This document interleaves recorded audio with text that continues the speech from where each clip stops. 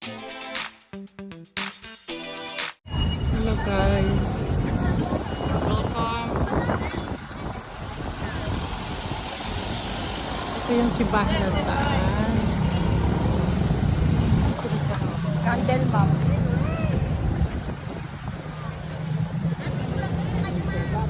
Hello. Tapos sa gitna, buo po doon ang simbahan. Ako invite mo.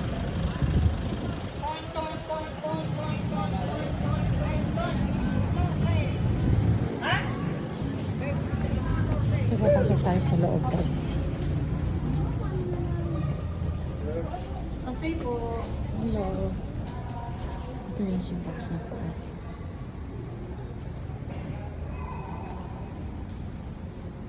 Ito guys.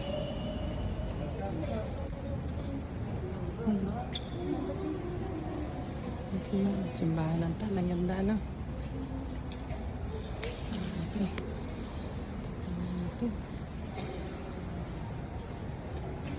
Ito yung sis. gusto niyo lumapit tayo nun?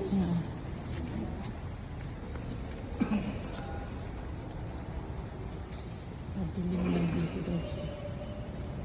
Hallway. May tayo. Medyo.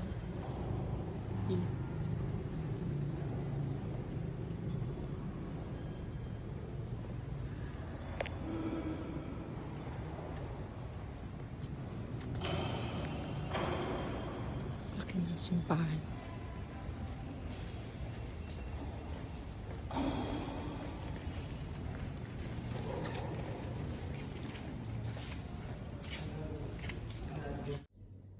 Hello guys, good morning. Welcome. Malat ng konti ang inyong may jet lag pa rin. Nag-adjust pa rin ang time. Grabe. Maagang nagigising, nagugutom, nambubungkal ng kusina. 4 o'clock pala kumakain na ulit kami ni Billy. Grabe. Flex ko lang ang aming room. Our cute room. My sister's house. Thank you for accommodating us for a week.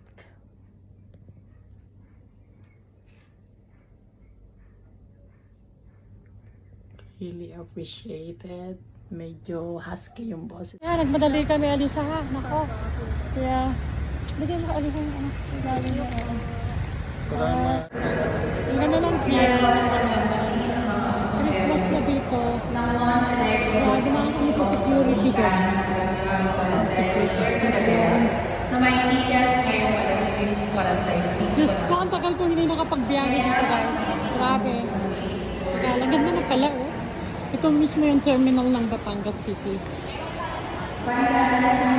Puntang Mindoro. Ay, ang ganda dito. Kompleto na oh. Share na. Dito kami sa pier. Makain kami. Ano yung kinain mo? Yeah, kinakain ko ay lugaw na may itlog. Yan o, may na doon. Buba.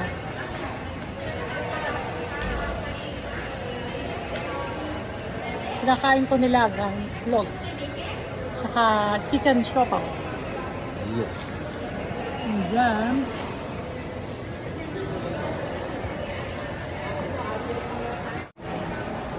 Dito guys, kung makagawi kayo dito sa terminal ng Batangas, marami naman mga pagkain dito. Hindi nyo na kailangan pa magbaon. Magbaon na lang kayo ng pera. Nabibili nyo ng lahat. Kahit ano pa man yan. Ng Ocean Jet sa Patuloy. Ito syempre marami na rin mga foreigner na travel. Yun know, lahat. Wala lang dito McDonald's at saka Jollibee. Pero andito na lahat oh. Napasalubong. Yan oh, may mga angus manok, liempo. Pasok lang po. Yes. Yan oh. Sasawa kayo sa pagkain. Ay, yun pa rin yung Mr. Donut pa rin. Bumili kami ng donut, bumili kami ng potato corner.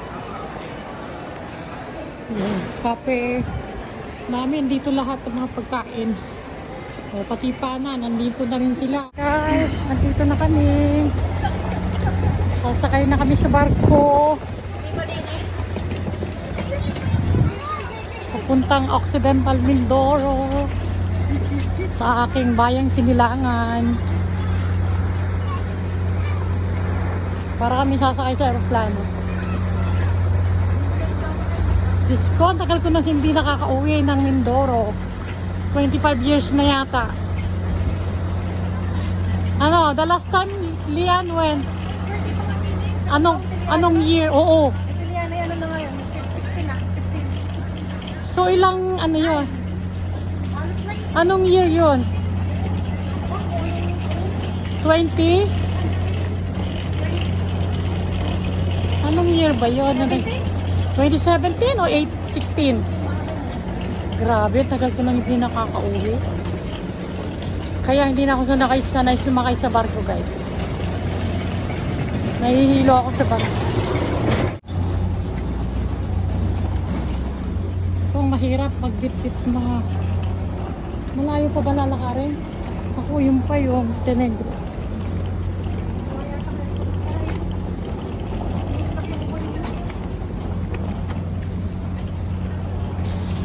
Dami namin bit-bit, oh. Ang layo ng lakarin.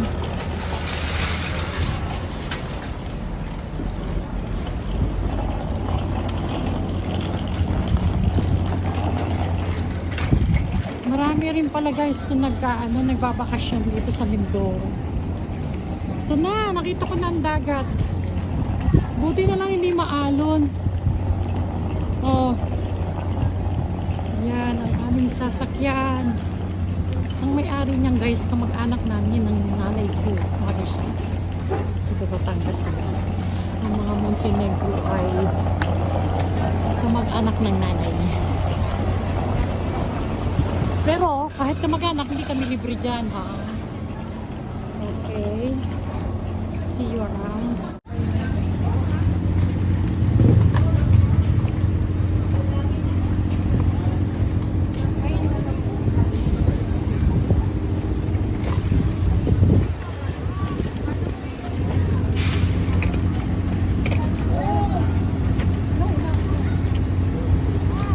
Thank you. Ino na kami. Yung kasama ko dun. So, dito na kami.